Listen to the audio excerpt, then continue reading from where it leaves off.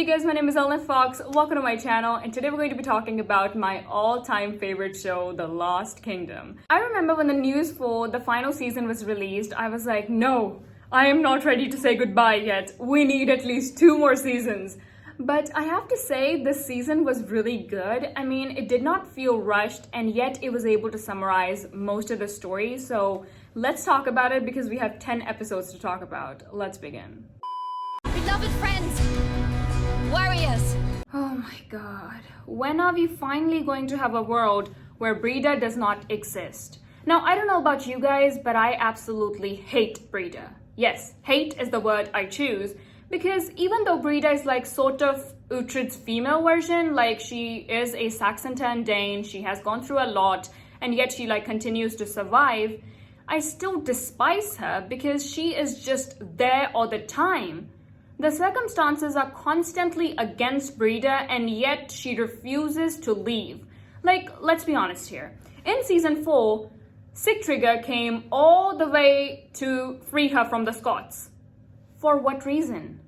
And now in season 5, somehow she has managed to gather like 500 people to become her tribe. Why? She is a single woman with a child. God knows whose child that might be. You know, to those people, they don't know who the fuck Canute was. They don't. So Brida is there with not a single one battle to her name. She is a Saxon by birth, a Dane by choice, and she is literally a fucking failure, and yet everybody chooses, yes, Brida is the person we shall follow. Why? Why? In 2022, women are still not respected. Women are still struggling for equality, are still struggling to get some respect. And you mean to tell me in the freaking 9th century, all these people were like, yes, Brida is the person to follow. I mean, because if you look at Uhtred on the other hand, he is literally Uhtred, son of Uhtred, of Bebbanburg, Ragnar's son. And like he has won like 50 battles. He is a man. So that is someone to follow, whereas Brida is fucking annoying. Why are all these people following her? You know all these questions that I just asked about why all these people are following her? Yeah, I take them back because I just realized that the earth is literally filled to the rim with idiots. So of course she found people who will follow her. Jeez. One of the things that I love about both Steora and Sigtryggr is that they're really smart. So sometimes, even though some things are against their pride, they still do them because it is the right thing to do. We did not see Sigtryggr fight that much, or at least I did not recall him fighting that much. So during this scene, I literally realized how excellent of a fighter he is. And I was on YouTube today and I read this comment that said, Sigtryggr could have been the next Uhtred if, you know, he had not died. And I remember, I was like, yes, that is literally the perfect definition for Sigtryggr, because he is an honorable man, he is a very good king, he cares about his people, he cares about his wife, which is something Uhtred did not always do, but he was a very good person. He had so much potential, all of which was lost. He was such a great character, and we lost him. You kill him. Why? Do you think it is cool to make one brother kill another? Because it is literally not going to do anything except probably turn him against you. Like if you had made Sigtryggr kill his brother, I'm sorry, his name is, I think, Ronwalder, I cannot pronounce it. If you had made Sigtryggr kill him, that would have made sense. You would have been torturing Sigtryggr through his brother. And he would have lived with that guilt forever. But making Ronwalder kill Sigtryggr literally equals to nothing. Except perhaps that he would turn against you, freaking Brida. Brida is such an idiot. If I were Ronwalder, I would have literally done something to myself in that moment, rather than being in a world where I tried to kill my brother and then my brother did not die. And before he left, he gave me that look. Like that look literally says that I am going to hunt you down. And I would not want to be hunted down by Sigtryggr of all people. I have an interest in seeing Brida dead. Same. I also have an interest in seeing Breda dead. On which note, I have to say that Ethel, there are so many Ethels, I completely forget which one, what's he called? Ethelstan, yeah, he's called Ethelstan. Ethelstan literally gave Uhtred like puppy eyes. He was like, "Can I come?" And he literally looked so adorable. He was just standing there like, if I look cute enough, maybe he would let me come. And it was literally adorable. And I was so happy that Uhtred took him along. Like, okay, firstly we have to talk about how freaking savage this moment was. Like, I was not expecting it, and when it happened, I was like, damn, that's good. And it was probably also the moment when the gods decided to stop favoring Breda. They were like, okay, honey, you cannot just promise us a sacrifice and then present us with a single cut. I did not conquer all I have conquered to let her suffer this. Forget Romeo and Juliet. This is what I want. He literally said, I have not conquered all that I have conquered just to have my wife die like a rat. Like, my God, that sounds so freaking romantic. If my man does not do that for me, what's even the point? Another one of Breda's many foolish acts. Honey, I must ask, who the hell brings a child to a battle? Who does that?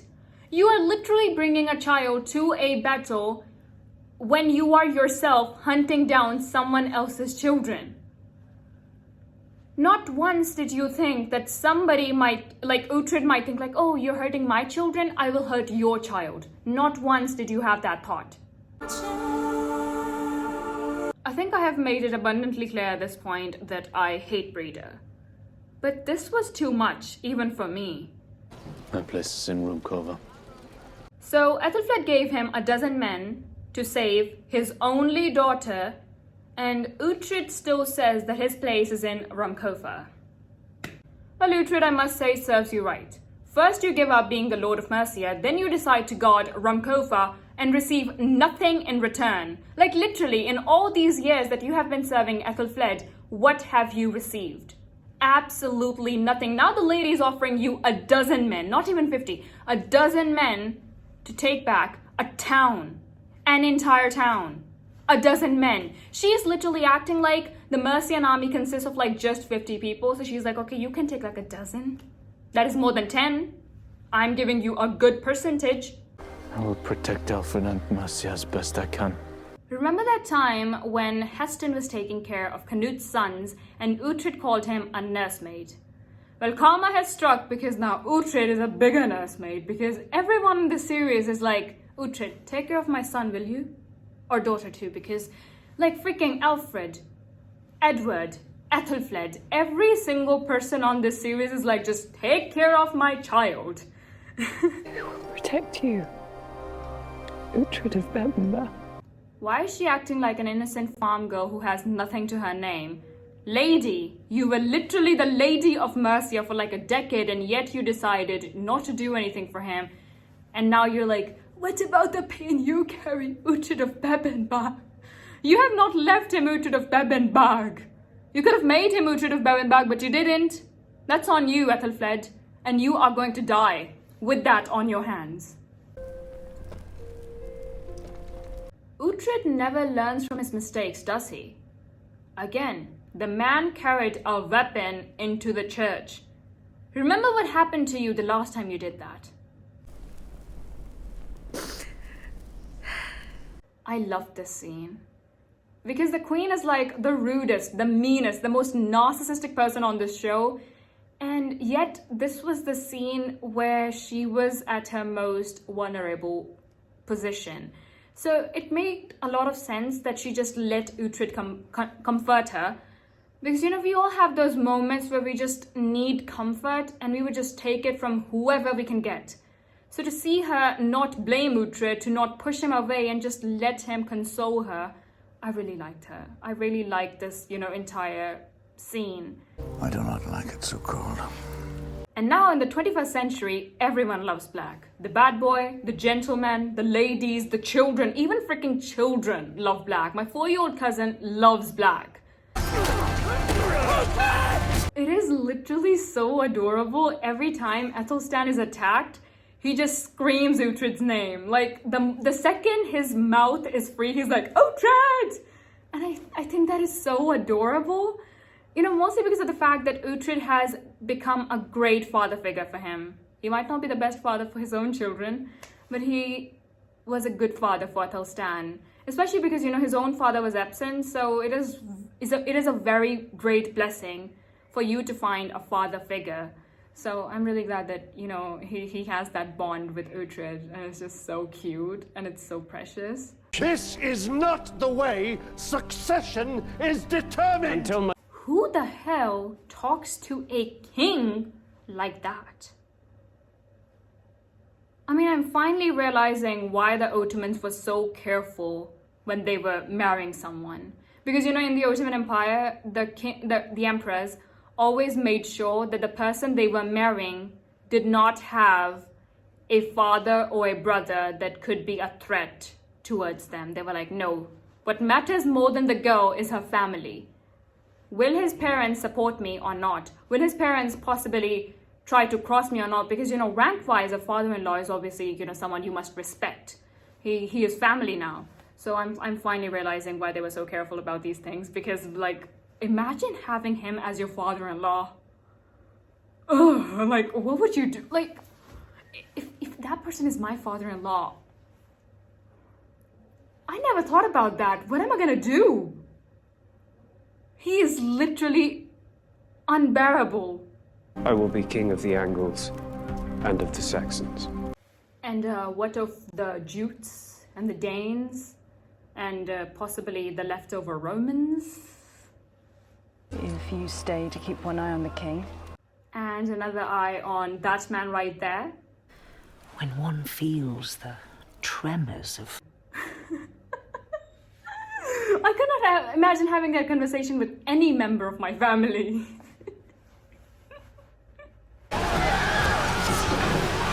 I thought about this scene for like 5 minutes. I was like, why are they making him watch this? Why are they not killing him? And that's when I suddenly realized that they were ordered to only kill the Danes, and the boy is a literal monk. They wouldn't kill him. And they probably didn't know that he was Uhtred's son, so it made a lot of sense that they did not hurt him. Oh my god, oh my god, oh my god, I'm gonna die. When he said, oh my god, I'm gonna die, I thought that was so adorable because I was expecting him to survive. I thought, oh my god, they are going to tease him for the rest of his life. Like, you were so scared of dying. But then he died and I was like, how dare you? Why would you do that to us? His wife. For mine. You know what Gandhi said? An eye for an eye and the whole world goes blind. And the fact is that he is not even acknowledging the fact that Stiora is not just Sigtrygg's wife. She is also Uhtred's daughter. She is also the person who literally saved Athelstan and Athelflaed's lives. We are not even going to acknowledge that. We're just going to get it wife for wife. It matters not. You did not love her. Others did. That is enough. I have a very hard time reading this woman. It's almost like two different writers wrote her simultaneously. Like, in one scene, she seems like a very good person. In another scene, she just says something that literally steams my blood. It is okay if you didn't love her. Many other people did. That's enough. Do you realize how ridiculous that sounds? I don't need everyone's love. What's that supposed to mean? Honey, I am sure you had many things in life. Then why did you come for that property? I am sure you had many things in life. Then why did you want the king? That is... Oh my god. I swear to god, there is no dialogue that I hate more than this certain dialogue in this entire series. What are... I am disgusted. Sent Ethelstan to find Ethelhelm. The writer literally said, how big of an idiot do I want Eldhelm to be? Yes. Did he just send Athelstan to fetch Ethelhelm? Protect me at all costs! Every time this man opens his mouth, I am literally disgusted. Protect me at all costs! He is such a whiny crybaby. I don't even understand the people who follow him, who help him. Like, if I were one of the soldiers, I would have been like, this is the man I'm supposed to protect? I am disgusted.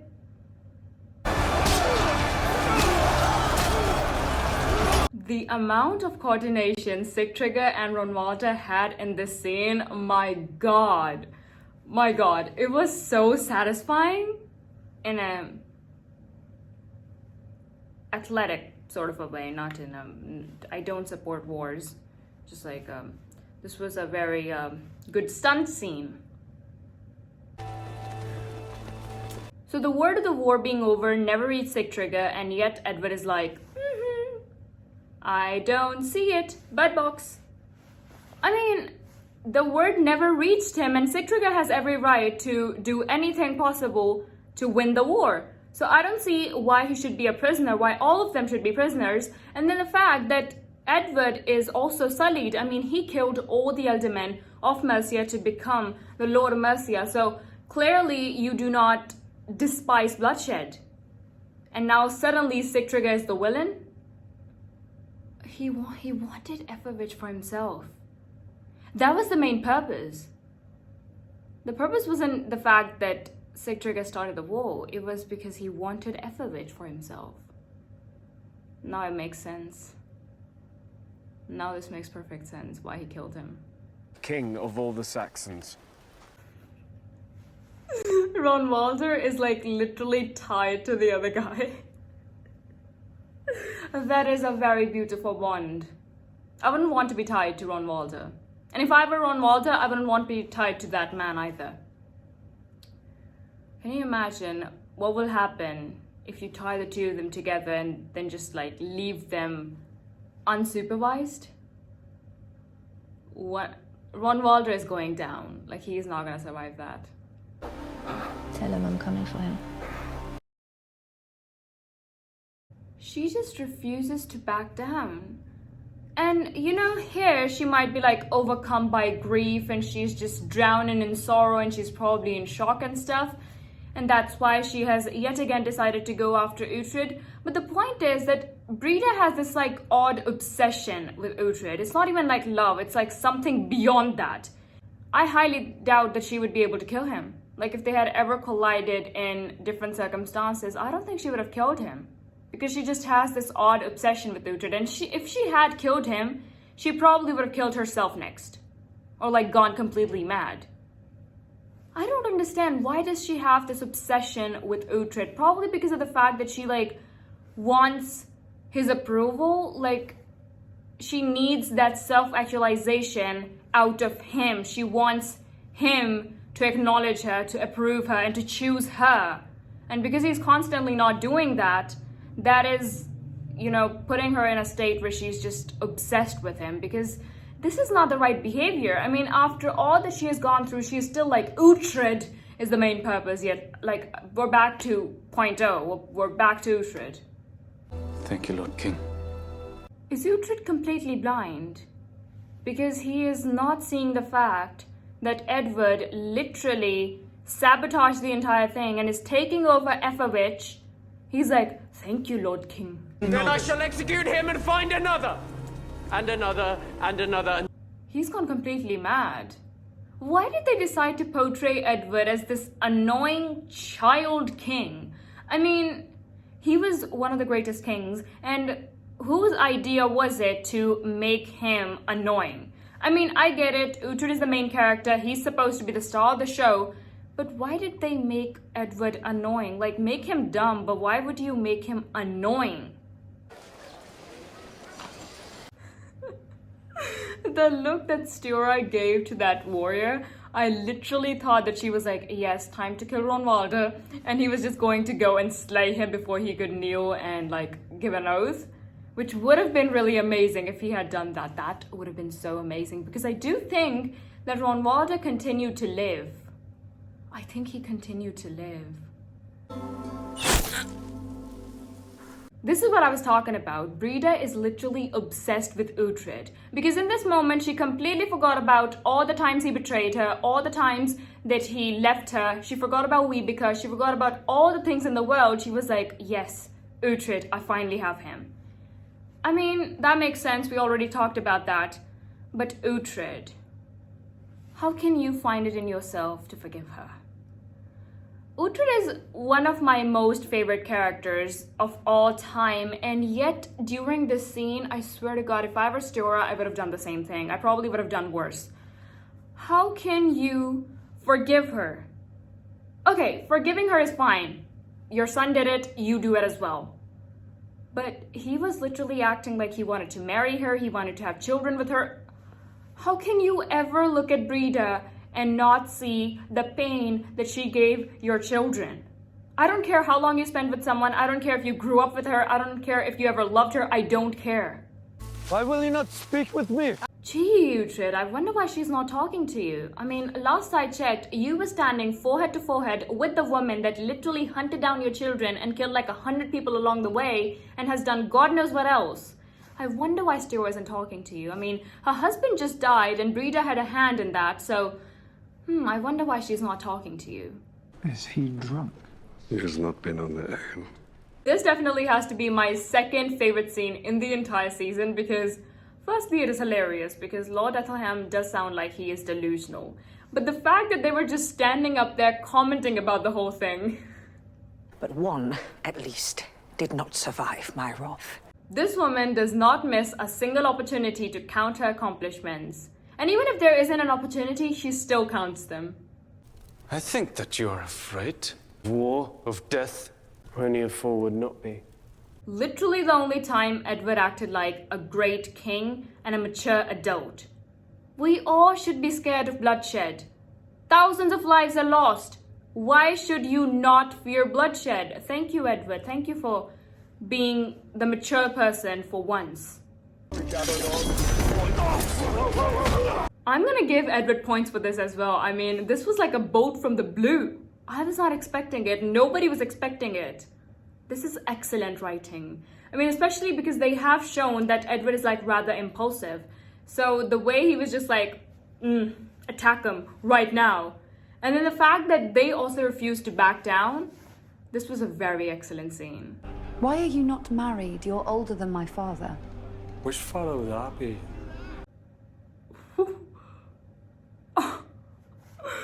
I mean,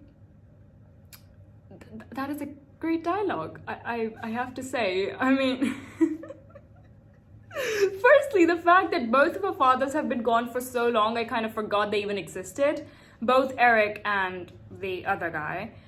And I really hope that at least one of them had survived because Eric was like, he had so much chemistry with Ethelfled. My God, I absolutely loved them.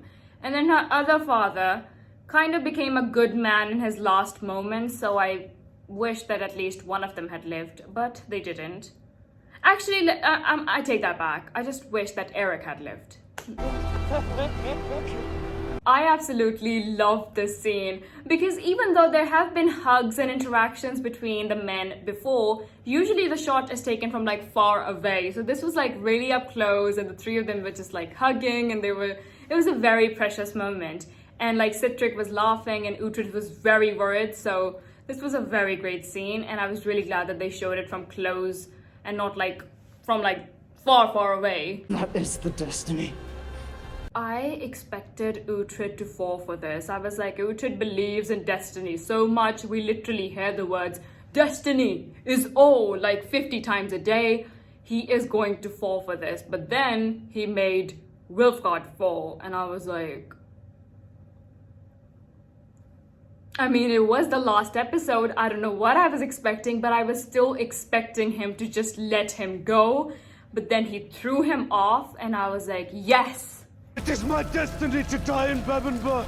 Have you ever considered, Uhtred, that it might be your destiny to live at Bebbanburg? When Uhtred started crying, it made so much sense because there were only two options. He either starts crying with joy and relief, or he starts dancing. Those were the two acceptable behaviors, and that's it. Because Uhtred is probably in his like late 40s at this point, and he has been constantly fighting for Bebbanburg. And it's just like, when you have been chasing something for so long, you don't even know how to react. It's almost like traveling for like 12 hours straight. At that point, you're just like, the journey is you've grown used to the journey. And reaching your destination, you're like, what do I do now? So the same goes with Uhtred. He has been on this journey for so long that now he's like, I have reached my destination. After all those sacrifices, all those fights, all that I went through, I finally have Bebbanburg. And not just Bebbanburg, he has like the entirety of Northumbria, I think. And it's just like, my God, this was amazing. This was perfect. I know better than that, Osbert. I remember when I started watching the series on like episode 1 or 2, I was suddenly reminded of the third child. I was like, Gisela died during childbirth, and we know that the child survived, so why are they not talking about him? Where is he? And then they like slowly started talking about him, and then they finally showed him, and he is a monk, like his brother. Uhtred is like a literal Dane, and his children are good Christians, and it's so cute. But I really, hope that Hild has taught him something and that he knows how to pick up a sword.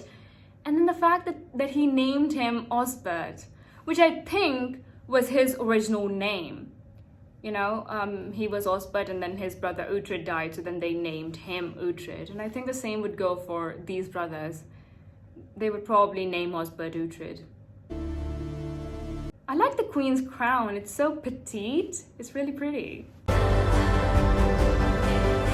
This music is absolutely magnificent. They also played it on Ethelflaed's funeral, and even back then I was like, my God, this is good. Like, it's so magnificent, it's so beautiful, and it just like hits the spot. It's kind of sad, but it's kind of powerful. It's a really good, piece of music. And then the fact that they showed like the entire flashback of Uhtred's life, all the major events, that was also amazing, because it like makes you realize all the things that Uhtred went through.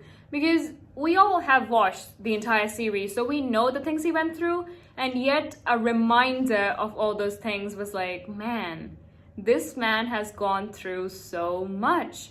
So this was truly beautiful, and I am so happy, and I am so ready for the movie. So that was it for this video. Really hope you guys enjoyed, and if you did, give me a like. Also comment below and let me know your favorite character, and also subscribe, click the notification bell so you'll be notified every time I upload, and also follow me on my Instagram and Twitter. They're both at @ElnaFox. And yeah, that is it. I'm the only Elna Fox in this world, and my favorite character, it used to be Citric, but I think now it is like Ethelstan, because he is literally so adorable, and he has like so much of Uhtred in him. I absolutely love him. So yeah, let me know your favorite characters, and bye! Is when we